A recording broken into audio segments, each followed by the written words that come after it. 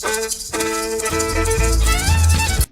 everybody, welcome back to the show, and I am here again, back by popular demand, with our special guest Jeffrey John, who is a speaker and culture carrier of the Gwich'in language and cultural tradition, and so we're just very fortunate to have him again.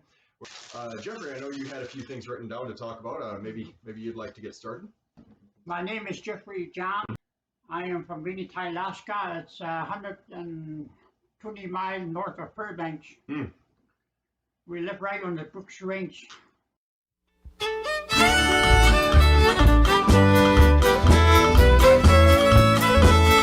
Brooks Range, and the Brooks Range hit the mountain until it hit the flat, Yukon Flat.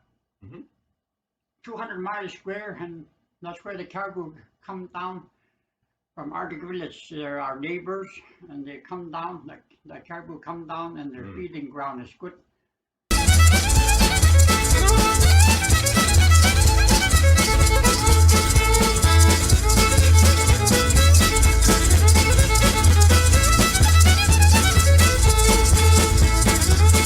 And anyway, my name is Jeffrey John, and I'm from Winnipeg, Alaska. I lead the Gwich'in dance all night long, and I do the dance. And we depend on porcupine caribou herd. All the Gwich'in across Alaska and our neighbor Canada depend on the caribou meat and use the skin for boots and parka and pants to use it on the cold weather.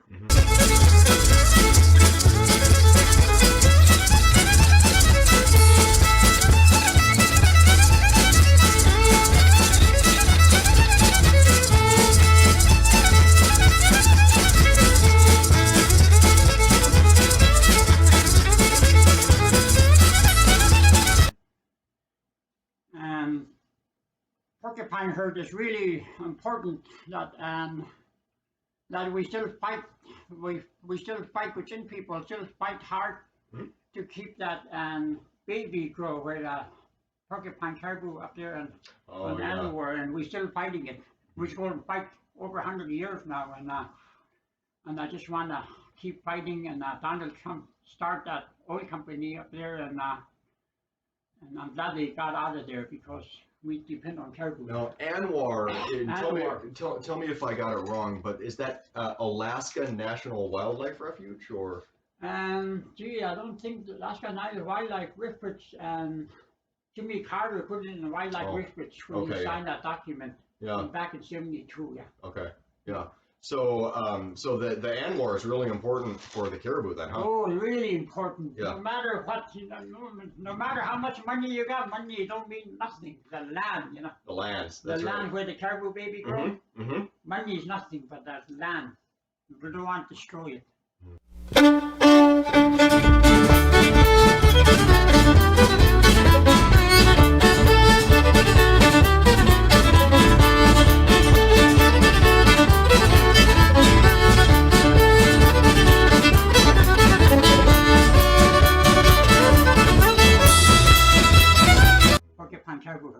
And this is for oil or some other thing like that, right? If the oil explodes, it's going to ruin that caribou herd, and then there'll be no more caribou. They're all going to extinct. Yeah. Jeffrey, you were also talking about the dance last week. So just last weekend, Jeffrey was leading a Gwich'in dance.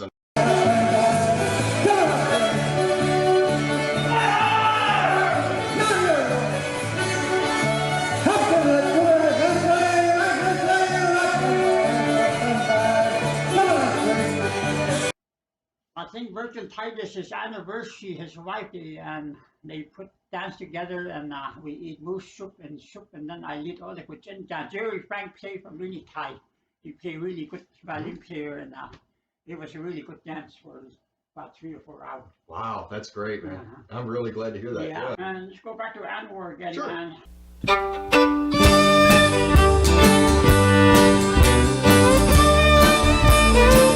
I talk about Anwar a lot is, and we don't want the oil company to destroy it. That's important. I mean, people in Old Crow, Yukon Territory, and people in Fort McPherson, Sikachik, and Klavik, Mhm. All of them depend on caribou, yeah. Mm. Wat zij Wat de kinderen. Ah. Wat zijn die gahver en daar tjachit. Tjachit. Aha. Tjachit. Gahver. Aha. Ja, ja. Aha. Wat zij kiezen cut 6 hours, ja, 10 hour cut. Mhm. Die was actually a kai, A kai. Aha. Here, actually, and I'll put the image on our video, but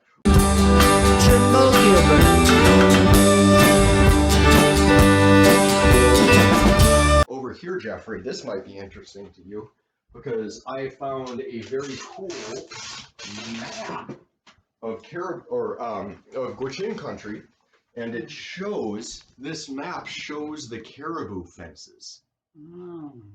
Yeah.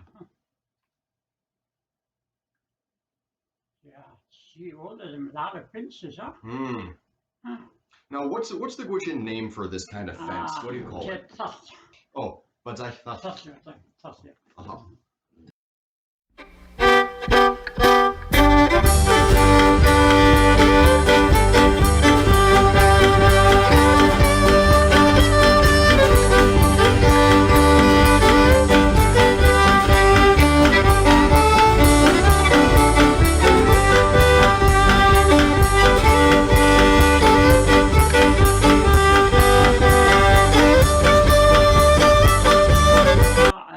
Yeah, that porcupine caribou hurt that.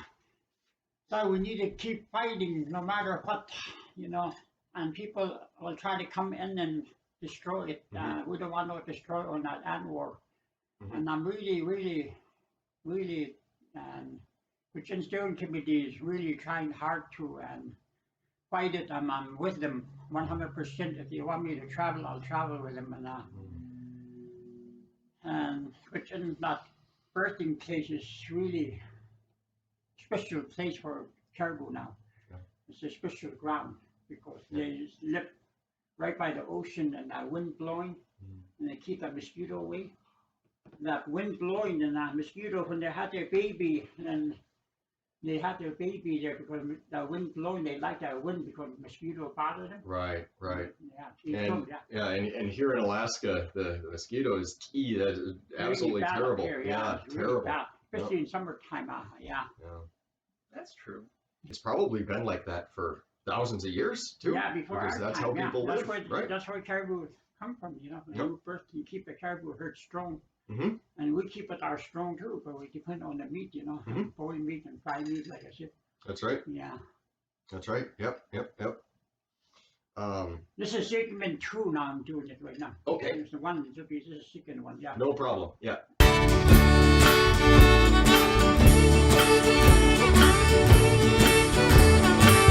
And then we need to stop congressmen to open up the animal. We need to keep fighting. Yeah. Keep fighting, huh? We have to keep fighting, no matter what. No matter what. Yeah. Yeah, the animal is really important. The animal is really important. Yeah. And without the caribou, Gwich'in people don't. And there'll be no more Gwich'in people. Yeah. We all die off where we live on caribou.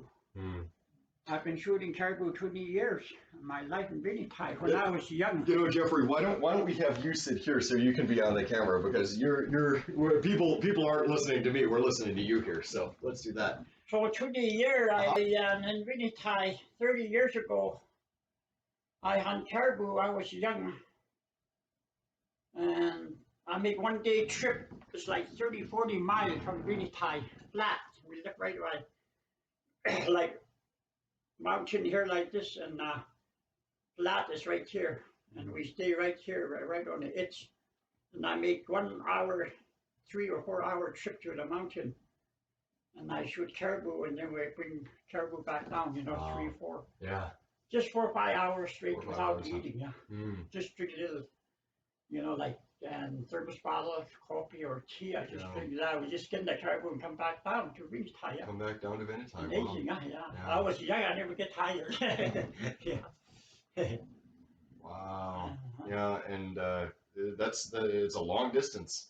It's a long distance run, but it was a lot of fun for Gwich'in people because Gwich'in people like that land because we come from the land and lakes and river, and we belong to the land. Yeah. belong to the land even. Yeah, Wow. the beauty of the land. That's what Western people always like that, yeah. And they cherish that, yeah. Yeah, cherished, yeah. And well, people have, and the caribou, I guess, my Gwich'in professor, Dr. Peter, she says down in Yukon Flats, caribou is not as important. She was saying, for example, here's Fort Yukon, right? And there's no fences near Fort Yukon, right? You mentioned Fort Yukon long time ago. There's no brush or no brush on that way, and caribou even go to Fort Yukon that time. Oh wow, yeah. And they go right on the flat, you know. Good, yeah. Yeah. Yeah. But nowadays it looks like all the fences, well, or more recently the fences are up in the books. Probably rotting away now, yeah. Yeah, that's true. Yeah. Anyway, my people in Minitai shot some caribou last week, and they shot with no machine. They went up to 6-hour drive. Up to the Brooks Range? Way up in Brooks Range is mountain after mountain. The reason mountain is mountain like that is for it stretched too long, you know. Long ways, and we have to drive no machine. And we get sunburn too, you know, and on that wind.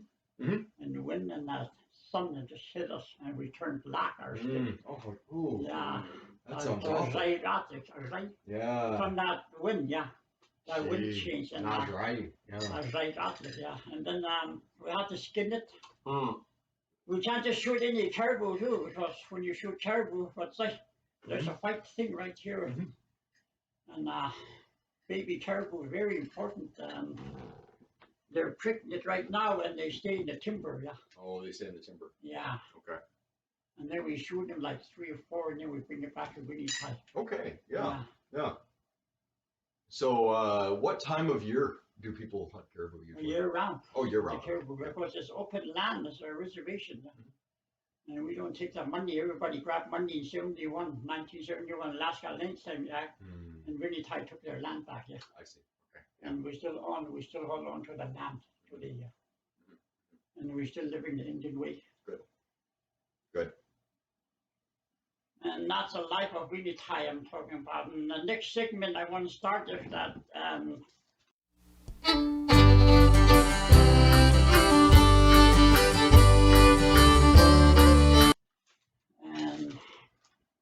we Gwich'in people went across the ice. And that's really important. Yeah, so let's talk real quick about like the thousands and thousands of years ago. So we're talking, potentially over 10,000 years ago, when people were coming into the Western Hemisphere from Asia, right?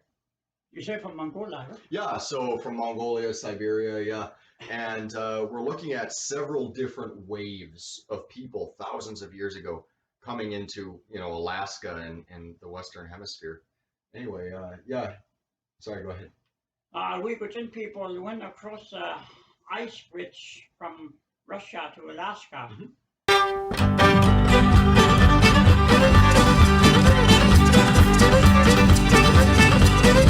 People went without food, and a lot of the people died with starvation. As they go across the ice bridge, a lot of them drown too. They fell in the water and drown. And these people are wearing skin clothes. They got no. They just using bow and arrow and axes, and they use spear.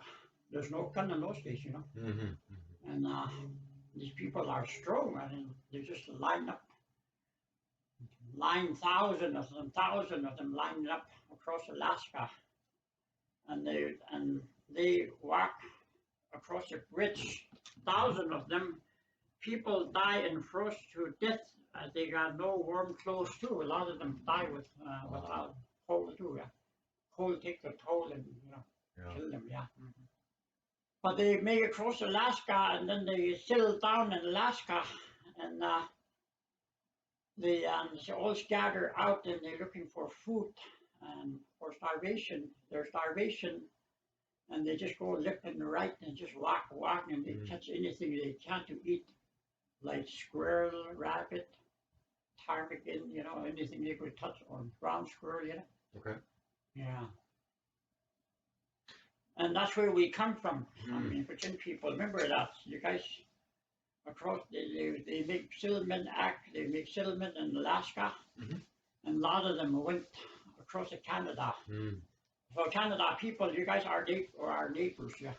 Yeah, and all the Canada people, First Nation, you guys are neighbors. We're no different from Alaska because you guys are neighbors, you guys come from our area. So you're Cree Indian or Cochin Indian, you guys are my people. Yeah. Does that make sense? I think so. Yeah, Yeah. I think so. And what's important now? You talk about an ice bridge, right? So the story you heard people walked over. They just don't walk. They got the ice bridge with people that guide them. They just don't walk across Alaska. People will guide them. They pinpoint where to go. Yeah. I see. Okay. They just can't go right across, but they always want to drown. Yeah. Right. And what some people are talking about is people instead of and right now we're talking like archaeologists and linguists and some of those guys are talking about maybe people not necessarily always having walked over, but because of course even a long time ago people had canoes, right? People could have followed the coast along, and they didn't necessarily after they settled down in Alaska, they walk across and everybody scattered out. That includes the Tlingit and Simpson and Haida. We all scattered out like this. And it looks like the linguistic evidence anyway looks like when the first kind of ancestors of the Athabascan groups, which and other Athabascan groups came into Alaska, they moved up the Yukon. So up the Yukon and into Canada, and that would make a lot of sense. A lot of them went across Canada. Our neighbors, you guys are still neighbors. Remember that. Cochin people are neighbors. You guys, First Nation, you are our neighbors. You are my people. Yeah. So you guys went across Canada, you find new land. Your great grandfather went across, grandmother, and they explored a new land in Canada. And that's how come you guys doing the jig across they pick up that jig and they doing our jig. Yeah. Cochin jig. Yeah. That's great. Nice. Yeah. Yeah. Gee, and like Jeffrey and I were talking about, there's even some guys in Siberia still who are speaking a language that works just like Athabascan. I mean, it's almost like if you took the Gwich'in language and then put it in Asia for a few thousand years, and that's what they're speaking now. I mean, it's crazy. Yeah, wow. It's really interesting. It's far away. It's so far away, and it's not an easy place to get to. Yeah.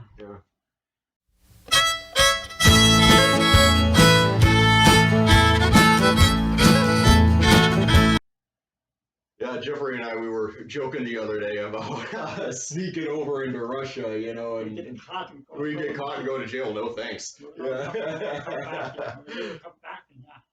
So they went across Alaska to Canada, and then a lot of Navajo people went down to Arizona and Mexico. Yep, that's right. And they're still our people yet. And nowadays they all make settlement down that way because our great grandfather and grandmother explored a new land, like I said. That's amazing that you can go down to Arizona. So far.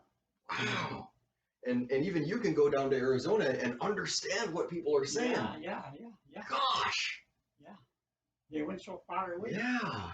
And then after the Cochin people came across Eskimo, I forgot about Eskimo. Yeah. Language, Eskimo follow us. I see. And then they went across Alaska, and then they went Eskimo people. Make a settlement along the ocean. So the ocean is food is main resource on the ocean. Yeah, they're ocean people. And then people, the Eskimo, the Slavic in Canada, the Eskimo follow Cochin people up to Canada to Slavic and the Nuvik. And they make settlement act now there. Oh, they made settlements, huh? Yeah, okay. Slavic and the Nuvik. The Eskimo and Indian, they all live together. Oh, okay. Right now, it's 2021, Yeah. Because I know in the past there were a lot of wars between the Eskimos and Indians, right? No, after they settle and they fight over the land. Okay. Yeah. I hope you understand and I explain everything. Yeah, exactly. And I think that people are, well, anyway, I got a lot of people telling me that they really enjoyed the first video that we made. So I'm A sure lot of that, people enjoy it. yeah, a lot of, we've already got, This is segment 2 across Alaska. right, across Alaska. Yeah, across Okay. Alaska. Or across Alaska with Jeffrey Observation. John. Yeah, That's it. Okay. yeah. And what else you got? See. Well, let's see. So I thought we could just talk a little bit also about the time depth that we're talking about in terms of people coming over into America. So, or not, maybe the Western Hemisphere is a better way to say it, Yeah. or Alaska. And so basically what we're looking at right now, and we can tell this from looking at genetics. So if we, right, we can look at people's DNA and not just their language or their culture, but even DNA, and we can trace populations over thousands of years. And it looks like right now there were three main migrations. There were three, Holy cow. right. That's within Eskimo, right? Yeah, so the first, Go ahead, explain it. yeah, the first one was long time ago, and it was maybe 15,000 years ago, maybe even earlier, right? And people had been there for a long time, and then around, and this is maybe kind of what it looks like. We don't know, we're not sure, but it looks like around 7,000 years ago, maybe. That's what Jim Carrey was saying, right? Oh, Jim Carrey says 15. 50. So he says that Athabascan languages were spoken by those first people, the first Americans who came over. And the other idea is that there's this, and we know there was a second migration into the Western Hemisphere, into Alaska. We know there was a second migration, and it happened around 6,000 years ago, maybe 5,000 years ago. Linguists, Siri Tuttle, Ed Vida, Bernard Comrie, are, and the language people, they're saying that maybe this is the Athabascan languages. The guys who showed up that far, huh? 6,000-7,000 years ago. Man. Yeah. But you're right, Jeffrey, to say that your people have been here longer than 6,000-7,000. Your people have been here for 15,000 years. Yeah, that's in Canada too. Right. Canada is neighbors. You guys are our neighbors. You say we don't know each other. You guys need to, Canada people would need to come at First Nation. How many First Nation you said? Yeah, like something like over a million. Yeah, 2 million, 2 million. Yeah, maybe guys, so. You guys are our neighbors. You need to come to Alaska and start visiting Native people up here. Yeah. Yeah. If you get time and if you got money, you know, come over and visit. Yeah.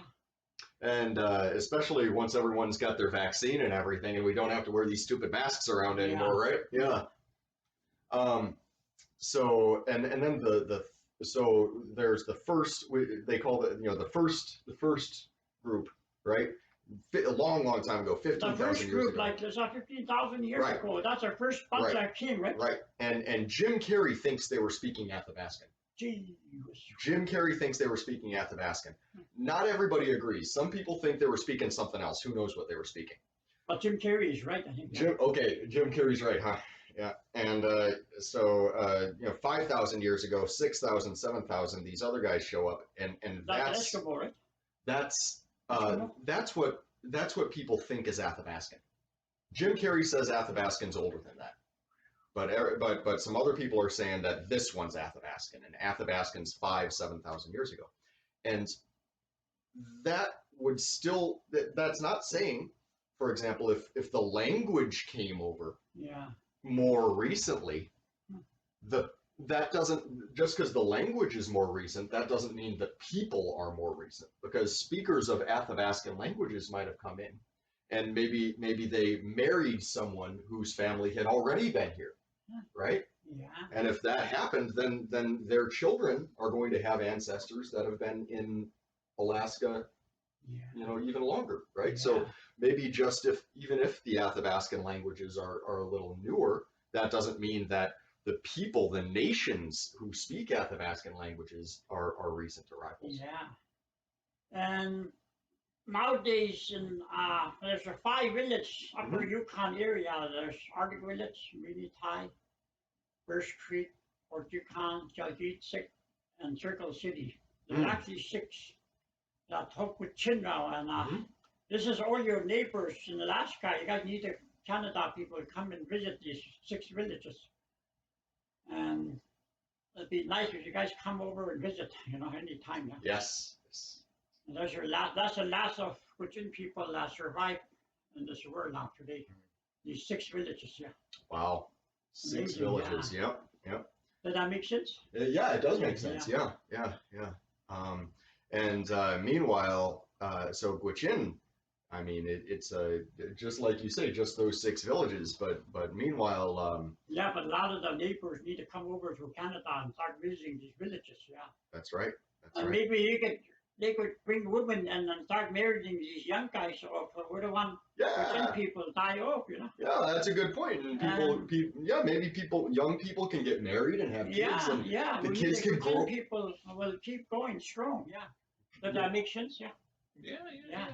Maybe even the kids can grow up speaking Gwich'in with their own culture. That'd be wonderful. Yeah. For a lot of Gwich'in people don't know how to date too. Gee. They're hiding out. That makes me mad because I want them to find Gwich'in women and start marrying them off and they need to have some kids and family before it die off. That's true. Yeah. And we can't live forever. We're here just for a while. That's right. That's right. Earth, And Gwich'in has always been, it's never been a big culture. For example, like China has 1 billion people speaking this language, living this culture, but Gwich'in has always been small. It hasn't been a huge population. We're strong, we're smart. I see. Yes, that's right. We hunter, we fighter too. Yeah. So it's my uncle Tommy John from Portugal. My great grandfather Elijah John was his son Rick. Tommy John, they fight in Arctic National War. They survived. Him and Stephen Fritz and probably retired. Even in the war, they fought. Yeah, they fought in the war, and the reason they survived is because one sleep and one stay up because they're bayoneting them. Japanese while they're sleeping. They're in the foxhole. Oh. And so Tommy was awake and while Stephen is sleeping. Stephen Fritz is elderly. He's from Winnipeg, and Tommy's from Portugal. And while they're sleeping, and he woke up, Stephen, there's Japanese coming. You see that their hats shine on that moon, it's flare, and it's flare up.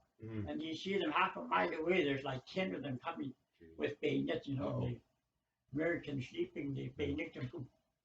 They kill them off one by one. They go in the foxhole. To foxhole, they're killing a lot of Americans because they're all sleeping. How terrible. And then as they come closer, Stephen told them, get your gun ready. They took him one out and liver action. He put one right here and he get another one right here. He put the tip in, both of them tip in like that. And they're coming, as they come closer, there's 10 of them, and both of them shoot and they knock down all of them. They just wipe them out.